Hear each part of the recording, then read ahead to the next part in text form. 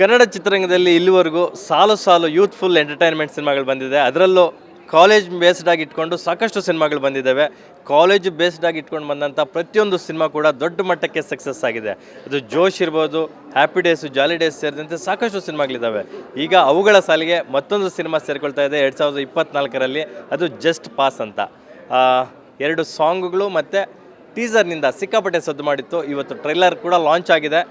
ಅದ್ರ ಬಗ್ಗೆ ಮಾತಾಡೋದಕ್ಕೆ ಚಿತ್ರದ ನಿರ್ದೇಶಕರಾದಂಥ KM ರಘು ಅವ್ರು ನಮ್ಮೊಟ್ಟಿಗಿದ್ದಾರೆ. ಸರ್, ಈ ಥರ ಒಂದು ಯೂತ್ಫುಲ್ ಕಾನ್ಸೆಪ್ಟ್ನ ಇಟ್ಕೊಂಡು ಸಾಕಷ್ಟು ಬಂದಿದ್ದಾವೆ, ಮತ್ತು ನೀವು ಅದನ್ನೇ ಆ ಥರದೊಂದು ಎಳೆನ ಮೇನ್ ಸ್ಟ್ರೀಮ್ ತರಬೇಕು ಅಂತ ಯಾಕೆ ಅನ್ನಿಸ್ತು? ನಿಮ್ಮ ಸಿನಿಮಾದ ವಿಶೇಷತೆ ಏನು ಅಂತಕ್ಕಂಥದ್ದು? ಸರ್, ಇದು ನಾವು ಏನೇ ಯೂತ್ಫುಲ್ ಸಬ್ಜೆಕ್ಟ್ಗಳು ಬಂದಿದೆ ಅಂತ ಹೇಳಿದ್ರು ಕೂಡ ಇಲ್ಲಿ ತನಕ ನಮ್ಮದು ಕಂಟೆಂಟು ಯೂತ್ ಅಂದರೆ ಹೊಸ ಥರ ಇದೆ. ಈಗ ಜಸ್ಟ್ ಪಾಸ್ ಆದವ್ರಿಗೇ ಒಂದು ಕಾಲೇಜ್ ಓಪನ್ ಆಗುತ್ತೆ, ಜಸ್ಟ್ ಪಾಸ್ ಆದವ್ರಿಗೆ ಒಂದು ಫ್ರೀ ಹಾಸ್ಟ್ಲು, ಫ್ರೀ ಕಾಲೇಜು ಇರುತ್ತೆ ಅಂತ ಅಂದಾಗ ಅದು ಪ್ರೊಡ್ಯೂಸರ್ ಕೇಳಿದ ತಕ್ಷಣ ತುಂಬ ಖುಷಿಯಾದರು. ಜೊತೆಗೆ ಇದು ತುಂಬ ಲಾಸ್ಟ್ ಬೆಂಚ್ ಸ್ಟೂಡೆಂಟ್ಸ್ಗಳು ಅಂತ ಅಂದಾಗ ಒಂದು ತರಲೆ ತಮಾಷೆ ಏನೋ ಇದ್ದೇ ಇರುತ್ತೆ ಅವ್ರದ್ದು. ಅಂಥವ್ರನ್ನ ಇಟ್ಕೊಂಡು ಯಾವ ಥರ ಎಜುಕೇಷನ್ ಕೊಡ್ತಾರೆ ಅನ್ನೋ ಕಂಟೆಂಟ್ ಮೇಲೆ ಹೋಗೋದ್ರಿಂದ ತುಂಬ ಎಂಟರ್ಟೈನ್ಮೆಂಟ್ ಆಗಿರ್ತದೆ. ಜನಗಳು ಥಿಯೇಟ್ರಿಗೆ ಬಂದಾಗ ಸಿನಿಮಾ ನೋಡೋದಕ್ಕೆ ಅಂತ ಅವರಿಗೆ ನಾವು ಎಂಟರ್ಟೈನ್ಮೆಂಟ್ ಕೊಡಬೇಕಾಗುತ್ತೆ. ಆ ಎಂಟರ್ಟೈನ್ಮೆಂಟ್ ಫ್ಯಾಕ್ಟ್ ಇದರಲ್ಲಿ ತುಂಬ ಚೆನ್ನಾಗಿ ಬಂದಿರೋದ್ರಿಂದ ನಾವು ಈ ಜಸ್ಟ್ ಪಾಸ್ನ ಕಥೆನ ಆಯ್ಕೆ ಮಾಡಿ ಈ ಸಿನಿಮಾನ ಮಾಡಿದ್ದೀವಿ. ಈ ಸಿನಿಮಾನೂ ಕೂಡ ಈಗ ಟೀಸರಲ್ಲಿ ತುಂಬ ಎಂಟರ್ಟೈನ್ಮೆಂಟಾಗಿ ಜನಗಳು ಇಷ್ಟಪಟ್ಟು ಎಂಟರ್ಟೈನ್ಮೆಂಟ್ ಇದೆ ಅಂತ ಈಗ ಟ್ರೈಲರ್ನಲ್ಲಿ ಸ್ವಲ್ಪ ಕತೆ ಹೇಳಿದ್ದೀವಿ, ಜೊತೆಗೆ ಅದರಲ್ಲೂ ಎಂಟರ್ಟೈನ್ಮೆಂಟ್ ಇಟ್ಟಿದ್ದೀವಿ. ನಮ್ಮ ಸಿನಿಮಾ ಖಂಡಿತ ಪ್ರೇಕ್ಷಕರಿಗೆ 2024ರಲ್ಲಿ ಒಂದು ಅದ್ಭುತವಾಗಿ ಇಷ್ಟವಾಗುವಂಥ ಸಿನಿಮಾ ಗೆಲ್ಲಿಸ್ತಾರೆ ಈ ಸಿನಿಮಾನ ಅನ್ನೋದು ನನಗೆ ತುಂಬ ನಂಬಿಕೆ ಇದೆ. ಕಳೆದ ವರ್ಷ ಡೇರ್ ಡೆವಿಲ್ ಮುಸ್ತಫಾ ಮತ್ತು ಹಾಸ್ಟೆಲ್ ಹುಡುಗರು ಅನ್ನೋ 2 ಸಿನಿಮಾಗಳು ಬಂದಿತ್ತು. ಇದನ್ನು ನೋಡ್ತಿದ್ರೆ ಎಲ್ಲೋ ಒಂದು ಕಡೆ ಆ ಥರದೊಂದು ಶೇಡ್ ಕಾಣುತ್ತೆ ನಮಗೆ. ಸೊ ಕಳೆದ ವರ್ಷ ಅವೆರಡು ಸಿನಿಮಾಗಳು ದೊಡ್ಡ ಮಟ್ಟಕ್ಕೆ ಹಿಟ್ಟಾಗಿತ್ತು. ಈ ವರ್ಷ ಆ ಥರದ ಒಂದು ಹಿಟ್ ನಿರೀಕ್ಷೆ ಮಾಡ್ಬೋದಾ ಈ ಸಿನಿಮಾ ಮೂಲಕ? ಅಂದರೆ ಈಗ ಶೇಡ್ ಅಂತ ಅಂದರೆ ಕಾಲೇಜು ಅಂತ ಅಂದಾಗ ನಾವು ಕ್ಲಾಸ್ ರೂಮ್ಗಳು, ಸ್ಟೂಡೆಂಟ್ಸ್ಗಳು ಅದು ಬಂದೇ ಬರುತ್ತೆ ಶೇಡು. ಬಟ್ ಕತೆ ಬೇರೆ ಇರೋದ್ರಿಂದ ಇದು ಕೂಡ ಜನಗಳಿಗೆ ಆ ಸಾಲಿಗೆ ಈಗೇನು ಕಾಲೇಜು ಇಲ್ಲಿ ತನಕ ಹಿಟ್ಟು ಸಿನಿಮಾಗಳು ಬಂದಿದೆ ಆ ಸಾಲಿಗೆ ಇದು ಸಿನಿಮಾ ಖಂಡಿತ ಹೋಗುತ್ತೆ, ಸೇರುತ್ತೆ, ಇದು ಜನಗಳಿಗೆ ಇಷ್ಟ ಆಗುತ್ತೆ ಅನ್ನೋದನ್ನ ನಾನು ಖಂಡಿತ ಹೇಳ್ತೀನಿ. ಸೊ ಈ ಸಿನಿಮಾದಲ್ಲಿ ದೊಡ್ಡ ತಾರಾ ಬಳಗ ಇದೆ, ಹಿರಿಯ ಕಲಾವಿದರ ಒಂದು ದೊಡ್ಡ ದಂಡೆ ಇದೆ. ಅದ್ರ ಜೊತೆಗೆ ಮುಖ್ಯ ಭೂಮಿಕೆಯಲ್ಲಿ ಹೊಂದಿಸಿ ಬರೀರಿ ಖ್ಯಾತಿಯ ಶ್ರೀ ಮಹಾದೇವ್ ಇದ್ದಾರೆ. ಅವರಿಗೆ ಕಿರುತೆರೆಯಲ್ಲೂ ಒಂದು ದೊಡ್ಡ ಫ್ಯಾನ್ ಫಾಲೋಯಿಂಗ್ ಇದೆ, ಹಿರಿತೆರೆಯಲ್ಲೂ ಒಂದು ದೊಡ್ಡ ಫ್ಯಾನ್ ಫಾಲೋಯಿಂಗ್ ಇದೆ. ಅವ್ರದ್ದು ಪ್ರೀವಿಯಸ್ ಸಿನಿಮಾ ಹೊಂದಿಸಿ ಬರೀರಿ ದೊಡ್ಡ ಮಟ್ಟಕ್ಕೆ ಹಿಟ್ಟಾಗಿತ್ತು, ಮ್ಯೂಸಿಕಲ್ಲಿ ದೊಡ್ಡ ಮಟ್ಟಕ್ಕೆ ಹಿಟ್ಟಾಗಿತ್ತು. ಅದರಲ್ಲಿ 3-4 ಜನ ಹೀರೋಗಳಿದ್ದರೂ ಸಹ. ಸೊ ಅವರು ಮತ್ತು ಪ್ರಣತಿನ ಹೊಸದಾಗಿ ಲಾಂಚ್ ಮಾಡ್ತಾ ಇದ್ದೀರಾ. ಇವರ ಕಾಂಬೋ ಬಗ್ಗೆ ಮಾತಾಡೋದಾದ್ರೆ ಸರ್, ಈಗ ನಾವು ಕಾಲೇಜ್ ಸ್ಟೋರಿ ಮಾಡಿದಾಗ ಪೋಷಕ ಪಾತ್ರಗಳು ಸಿಕ್ಕಾಪಟ್ಟೆ ಬಂದೇ ಬರುತ್ತೆ. ಈಗ ಲೆಕ್ಚರ್ ಇರ್ತದೆ, ಪ್ರಿನ್ಸಿಪಲ್ ಇರ್ತಾರೆ, ಈಗ ಹಾಸ್ಟ್ಲು ಅಂತ ಬಂದಾಗ ಅಲ್ಲಿ ವಾರ್ಡನ್ನು, ಈ ಥರ ಕ್ಯಾರೆಕ್ಟರ್ಗಳು ಸೃಷ್ಟಿಯಾಗ್ತವೆ.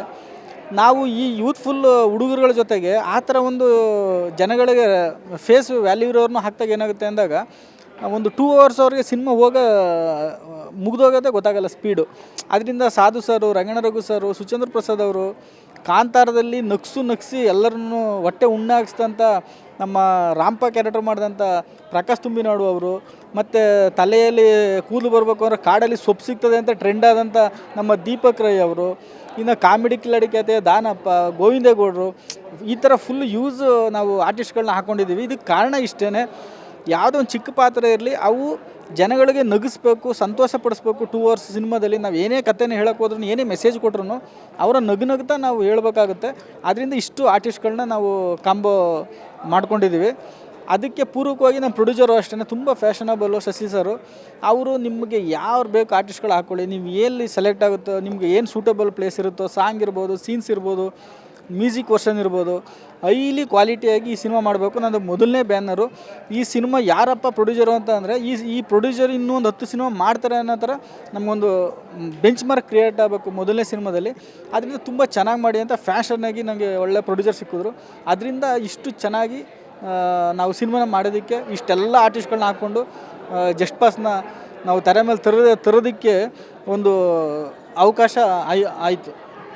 KM ರಘು ಅವರಿಗೆ ಎಷ್ಟು ಸಿನಿಮಾ ಪ್ಯಾಷನ್ ಇದೆಯೋ ಅಷ್ಟೇ ಪ್ಯಾಷನ್ ಇರ್ತಕ್ಕಂಥ ಒಬ್ಬ ಪ್ರೊಡ್ಯೂಸರು ಸಿಕ್ಕಿದ್ದಾರೆ. ಅಷ್ಟೇ ರಿಚಾಗಿ ಸಿನಿಮಾ ಕೂಡ ಮೂಡಿ ಬಂದಿದೆ ಸ್ಯಾಂಪಲ್ಸ್ ನೋಡಿದಾಗ, ಅದರಲ್ಲಿ 2 ಡೌಟ್ ಇಲ್ಲ.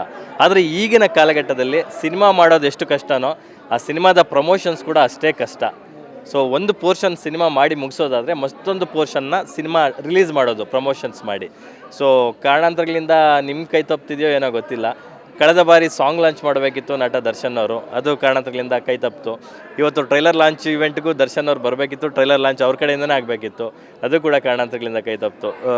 ಈ ಒಂದು ಬ್ಯಾಡ್ ಲಕ್ ಏನು ಹೇಳ್ತೀರಾ ಸರ್? ಈಗ ಸರ್ ಇದು ನಾವು ಯಾರು ಎಣಿಸಿರಲಿಲ್ಲ. ಈಗ ಅವರೇನೆ ಲಾಸ್ಟು ಸಾಂಗ್ ನಾನು ಮಾಡಿಕೊಡ್ತೀನಿ ಅಂತೇಳಿ ನಾವೆಲ್ಲ ಅನೌನ್ಸ್ ಮಾಡಿದು. ಅವತ್ತು ಕಾರಣಾಂತರದಿಂದ ಅವ್ರದ್ದು ಯಾವುದೋ ಒಂದು ಪಬ್ಬು ಸಮಸ್ಯೆ ಆಗಿ ಅದು ಆಗಲಿಲ್ಲ, ಬರೋದಕ್ಕೆ ಸಾಂಗ್ನ ಲಾಂಚ್ ಮಾಡೋಕ್ಕಾಗಲಿಲ್ಲ. ಆದ್ದರಿಂದ ಆ ಸಾಂಗ್ನ ಲಾಂಚ್ ಮಾಡ್ತೀವಿ ಅಂತ ಹೇಳಿದರು, ಬಟ್ ಅದು ಕಾರಣಾಂತರದಿಂದ ಅದು ಸಣ್ಣ ಸಮಸ್ಯೆಯಿಂದ ಅದು ಆಗಲಿಲ್ಲ. ಕೊನೆಗೆ ಅವರೇನೆ ಪಾಪ ಅವರು ಸಂಕ್ರಾಂತಿ ದಿನ ನಮ್ಮ ಪ್ರೊಡ್ಯೂಸರ್ಸರ್ನ ಸ್ನೇಹಿತರುಗಳನ್ನ ಕರೆಸ್ಕೊಂಡು ಅವತ್ತೇನೋ ಸಣ್ಣ ಕಾರಣಾಂತರ ನಾನು ಬರೋಕ್ಕಾಗಲಿರಪ್ಪ, ನಿಮ್ಮ ಸಿನಿಮಾಗೆ ನನ್ನ ಸಂಪೂರ್ಣ ಬೆಂಬಲ ಇರುತ್ತೆ. ಯಾಕೆಂದರೆ ಅವರು ಈಗ ಹೊಸಬರುಗಳಿಗೆ ತುಂಬ ಸಪೋರ್ಟ್ ಮಾಡಿದ್ದಾರೆ. ನಾವು ನೋಡ್ತಾ ಬಂದರೆ ನಾವು ಇದ್ದಾಗ ಅವ್ರ ಸಿನಿಮಾಗಳನ್ನ ಗಾಡಿ ಮೇಲೆ ಇಟ್ಕೊಂಡು ಹಳ್ಳಿನಲ್ಲಿ ನೋಡ್ತಾ ಬೆಳೆದವರು.